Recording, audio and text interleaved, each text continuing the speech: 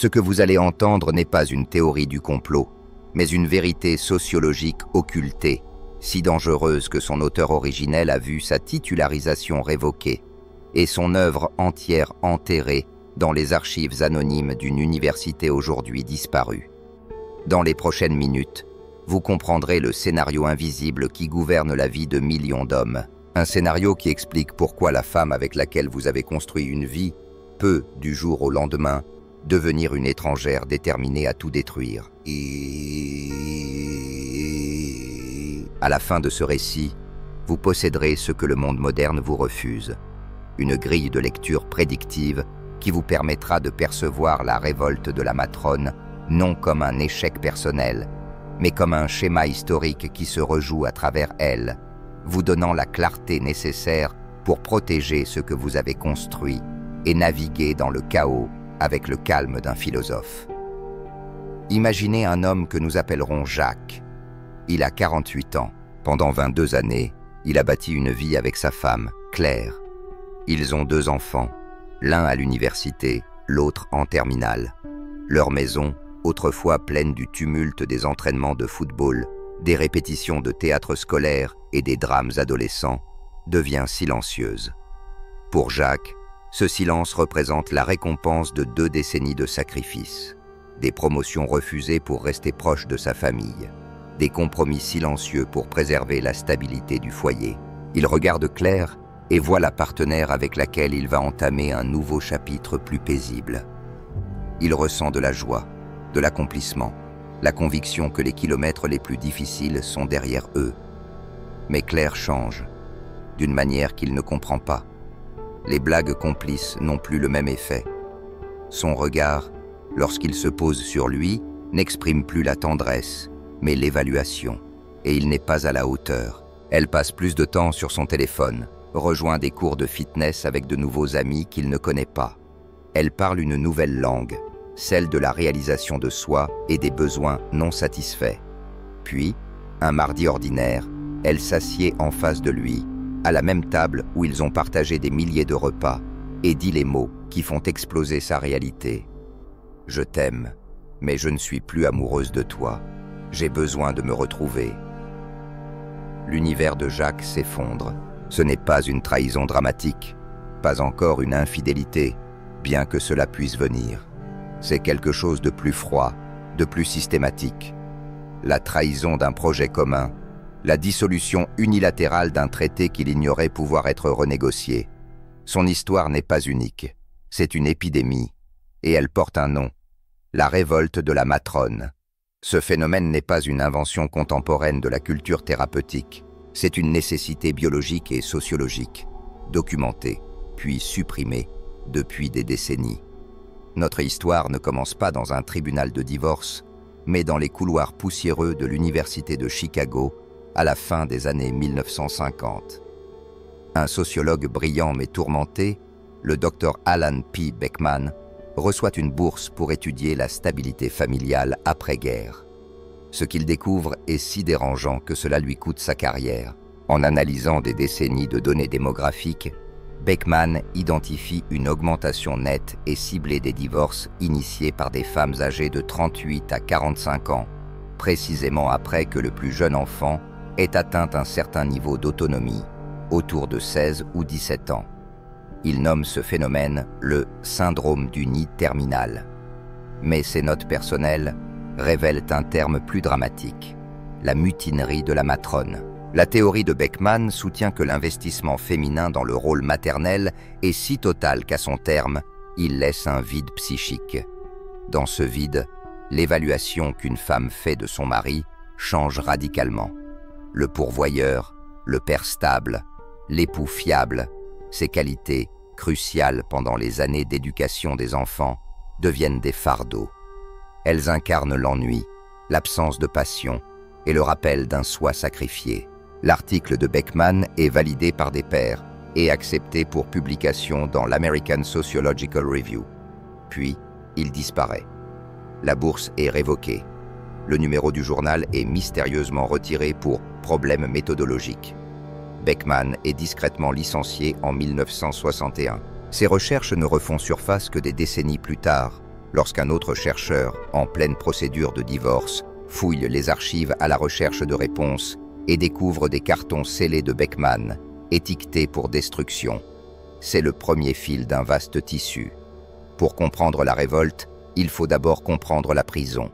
Le paradigme de loyauté féminine, pendant la première moitié de sa vie, n'est pas envers un homme, mais envers le projet du nid. C'est une pulsion biologique profondément ancrée. Pensez à l'effort physiologique et psychologique immense requis pour concevoir, mettre au monde, puis élever un nourrisson jusqu'à l'âge adulte. Pendant 20 ans, l'identité d'une femme est absorbée par ce projet. Son choix de partenaire est, à un niveau primal, une sélection du meilleur géniteur et soutien matériel possible. Il est la pierre angulaire du nid. Pendant ces années, son utilité est évidente, et la loyauté féminine au projet garantit une alliance fonctionnelle, sinon passionnée. C'est la période de la fiabilité, du but partagé, de la joie de construire ensemble. Mais que se passe-t-il lorsque le projet est terminé? Lorsque le dernier oisillon teste ses ailes, la pierre angulaire du nid devient alors une simple pierre, un meuble. C'est le moment du grand basculement. La loyauté autrefois investie dans le projet, et donc dans son architecte principal, doit désormais se redéployer. Et dans notre monde moderne, ce nouvel objet de loyauté est presque toujours le soi. Regardons les données brutes que Beckman avait entrevues et que les statistiques contemporaines confirment brutalement. Selon une étude marquante de 2015 du National Center for Family and Marriage Research, le taux de divorce chez les couples de plus de 50 ans a doublé depuis 1990, alors que le taux général de divorce a décliné. C'est la révolution des divorces gris. Et qui les initie? Dans 66% des cas, c'est la femme. Réfléchissez-y. Dans une tranche d'âge où l'on attendrait une stabilité maximale, ce sont les femmes qui mettent fin au mariage à un rythme sans précédent. Mais l'histoire devient encore plus précise. La docteure Susan L. Brown, co-auteure de l'étude, note que le point de bascule est étroitement lié au départ des enfants. Le nid se vide et les fondations se fissurent. Ce n'est pas une affaire d'hommes qui quittent leur femme pour une jeune assistante. C'est un phénomène porté par les femmes. Une rupture calculée, souvent froide, d'un contrat qu'elles considèrent désormais comme expiré. Le langage utilisé dans ces divorces en dit long. Ce n'est pas « il était abusif » ou « il a été infidèle », mais plutôt « nous nous sommes éloignés ». Il ne répondait plus à mes besoins émotionnels. Je dois chercher mon bonheur. C'est le langage du grand recadrage, où la stabilité d'hier est requalifiée aujourd'hui comme une négligence émotionnelle.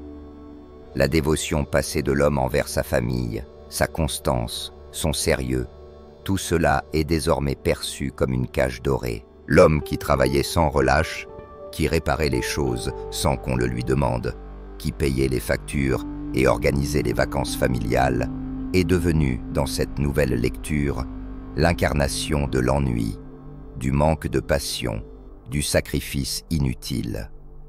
L'histoire matrimoniale est alors réécrite, non pas comme un édifice bâti ensemble, mais comme une série de renoncements unilatéraux, toujours à son détriment à elle. Et dans cette nouvelle narration, il n'est plus le partenaire indispensable, mais l'obstacle à sa libération.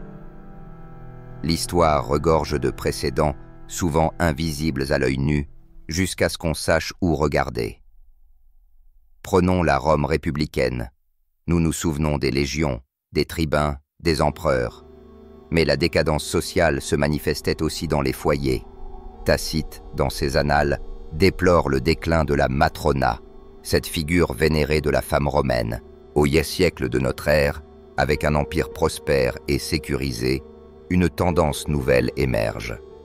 Les femmes aristocrates quittent leurs maris vieillissants non pas pour d'autres hommes, mais pour leur indépendance. Elles prenaient leur dot, vivaient seules, finançaient les arts, fréquentaient les cercles philosophiques. Sénèque le jeune, stoïcien et observateur lucide de son temps, écrivait avec sévérité sur ces femmes qui préféraient la libertas au devoir, la liberté à la loyauté. Le nid romain, vidé de sa fonction traditionnelle, ne retenait plus les matrones. Elles se révoltaient. Avançons jusqu'à l'Angleterre victorienne.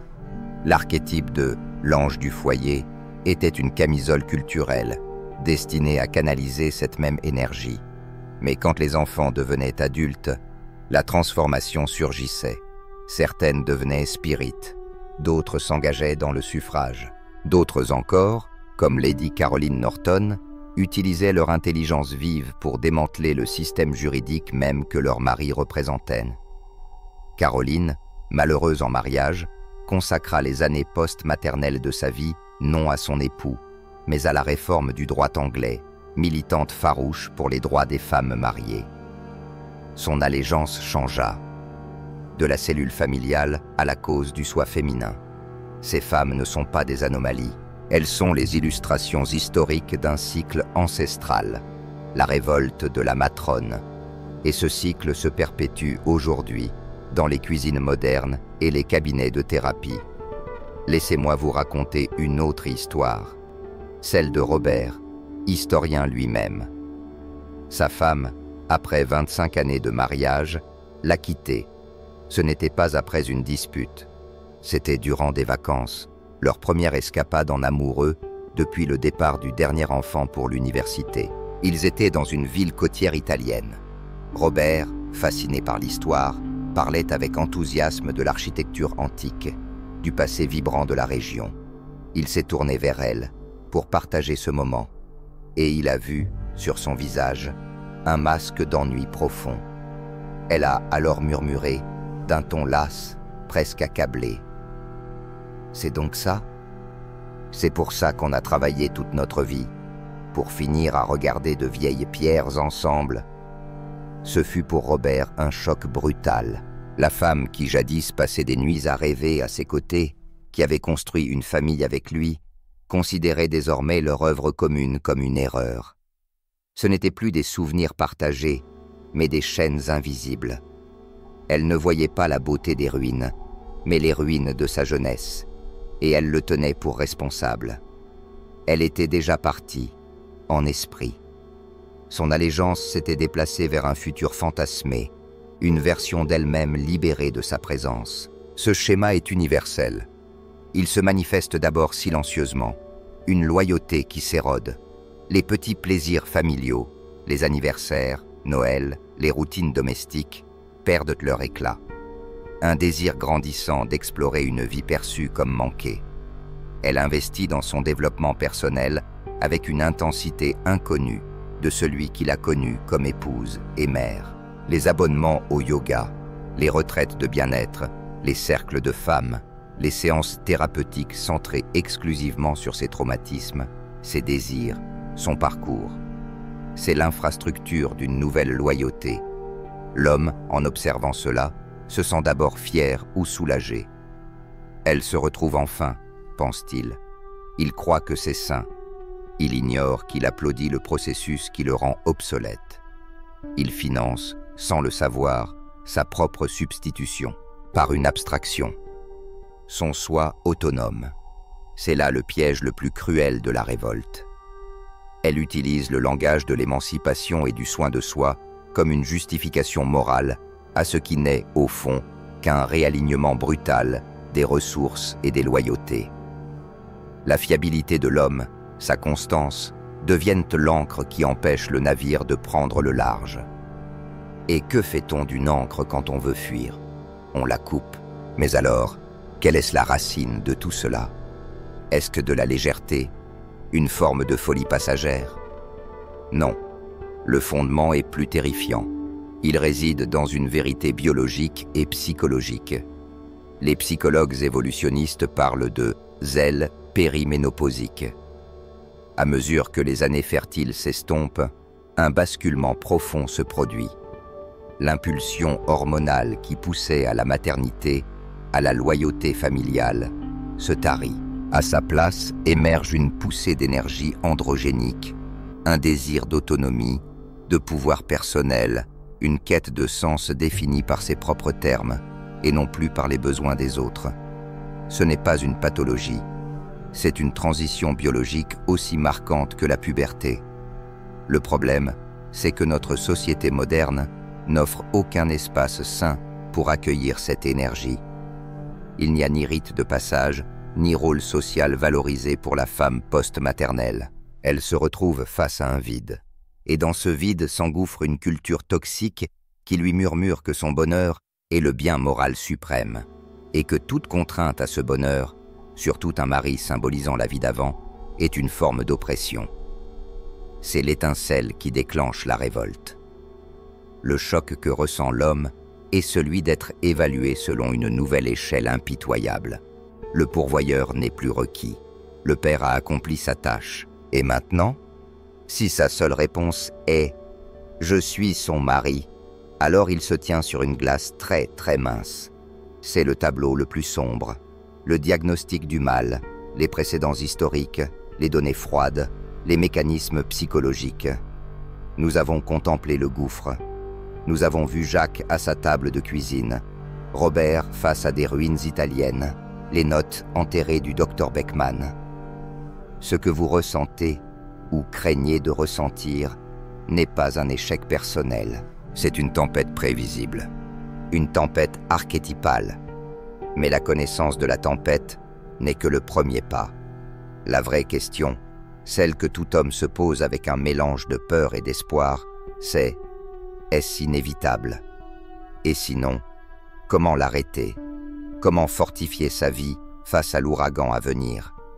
La réponse ne se trouve ni dans le contrôle, ni dans les supplications, ni dans le fait de redoubler d'efforts pour être un meilleur pourvoyeur. La solution réside dans une transformation radicale et philosophique de votre identité et de votre vision du monde. Ce chemin est difficile, exigeant. Il demande d'embrasser une vérité encore plus troublante que la révolte elle-même. Vous ne pouvez jamais dépendre d'une autre personne pour donner un sens à votre vie. Il faut devenir l'œil de l'ouragan, le centre calme, immuable, autour duquel la tempête peut tourner sans jamais vous briser. Pour incarner cet œil, vous devez d'abord détruire l'homme que vous êtes devenu. Pendant des années, vous vous êtes défini par une trinité, pourvoyeur, père, mari. Ce sont des rôles contingents. Votre valeur en tant que pourvoyeur dépend de l'économie et de votre santé. En tant que père, elle dépend de la présence et des besoins de vos enfants. En tant que mari, elle dépend de l'approbation continue de votre femme. La révolte est justement la révocation de cette approbation.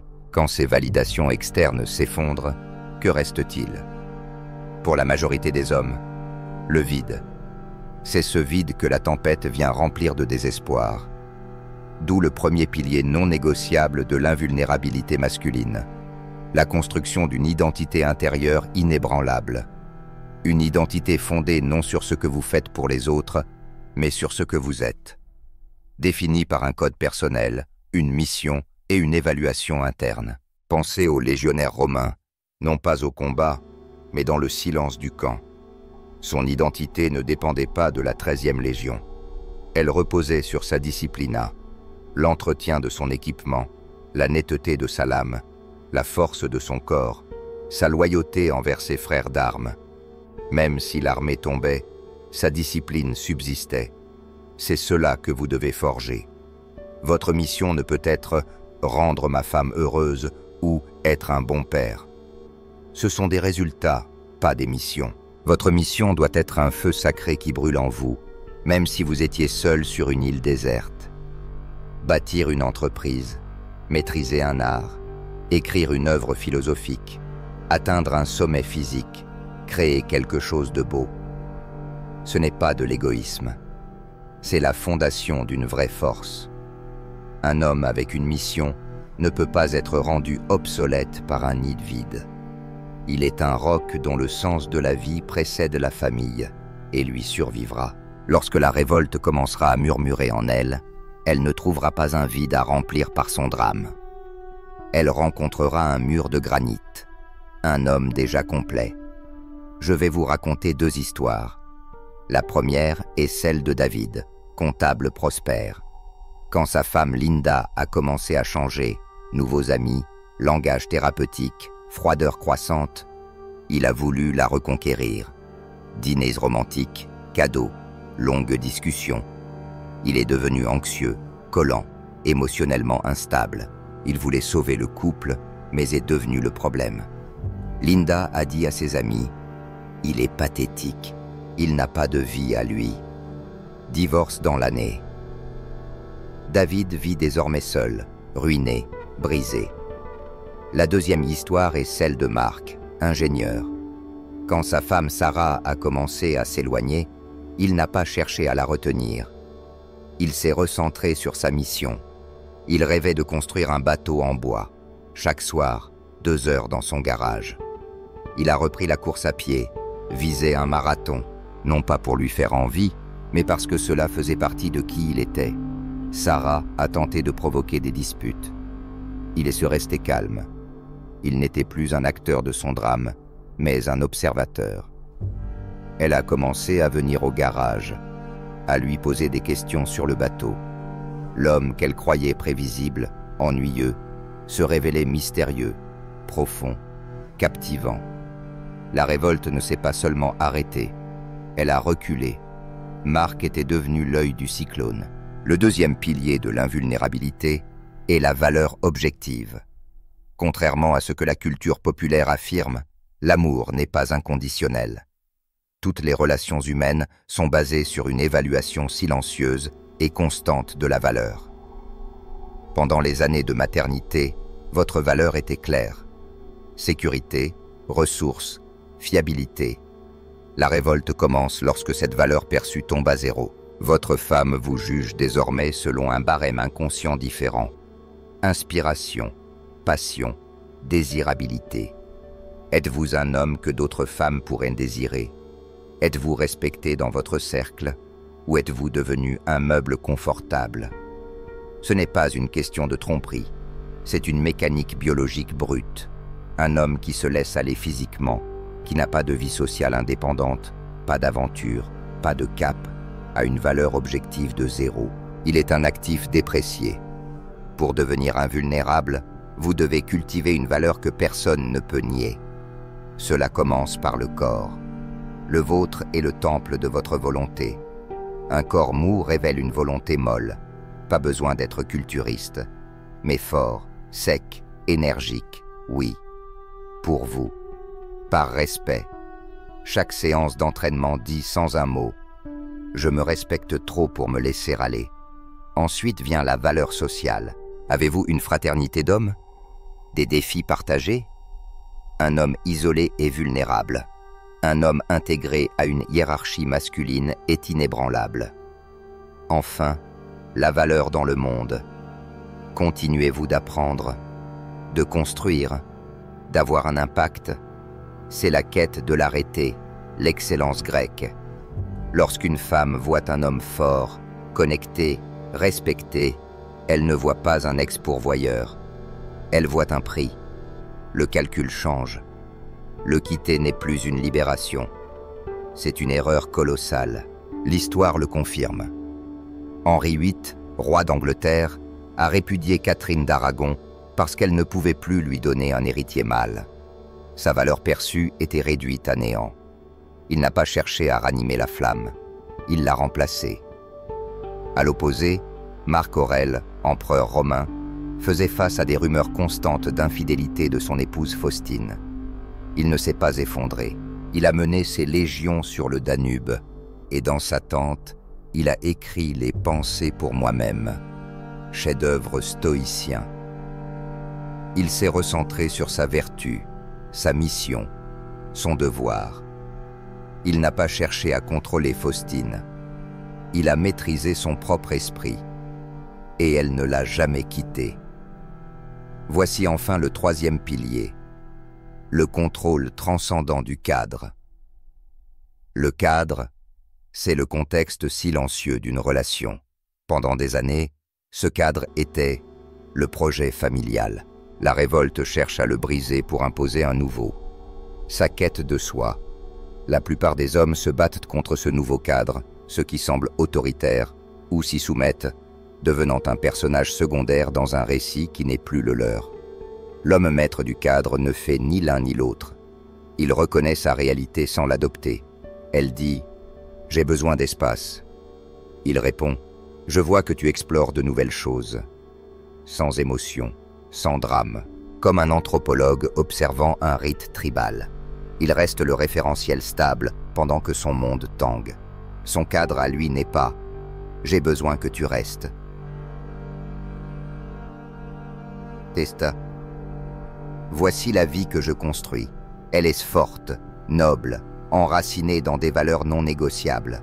Tu peux en faire partie, mais elle continuera sans toi si nécessaire. Lorsqu'elle menace de partir, il ne supplie pas.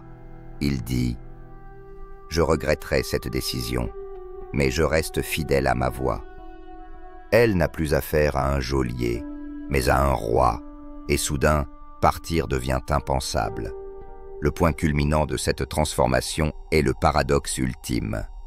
La seule façon de potentiellement sauver votre mariage est d'atteindre un état d'esprit où vous êtes prêt à le perdre. Voilà le cœur philosophique de cette vérité noire. Votre bonheur, votre valeur, votre mission ne peuvent plus dépendre de l'état émotionnel de quelqu'un d'autre. Lorsque vous avez une identité solide, une valeur objective élevée, un cadre inébranlable, vous êtes invulnérable. La révolte, si elle survient, se brisera contre vous comme les vagues sur une falaise. Vous ne serez plus un homme réactif, mais un repère. Plus un reflet de son chaos, mais une alternative. Un phare, pas une épave. Cette transformation sera la chose la plus dure que vous ayez jamais entreprise. Elle exige le sacrifice de la vie confortable, passive, et l'adoption du chemin exigeant du guerrier philosophe, celui qu'ont suivi les stoïciens, les samouraïs, les chevaliers, guidés par un code plus grand que leur propre cœur. La joie que vous trouverez ne sera plus celle, fragile, de l'approbation extérieure, mais celle, durable, de la maîtrise de soi. Votre fiabilité ne sera plus celle d'un employé obéissant, mais celle d'une force de la nature. Et votre inspiration ne sera plus un souvenir du passé, mais le souffle d'un homme pleinement accompli. La révolte de la matrone est une épreuve. La plupart échoueront et leurs vies seront réduites. Mais quelques-uns, les rares courageux qui regarderont la tempête non avec peur, mais avec détermination, forgeront, dans cette tourmente, une vie inébranlable, puissante et libre.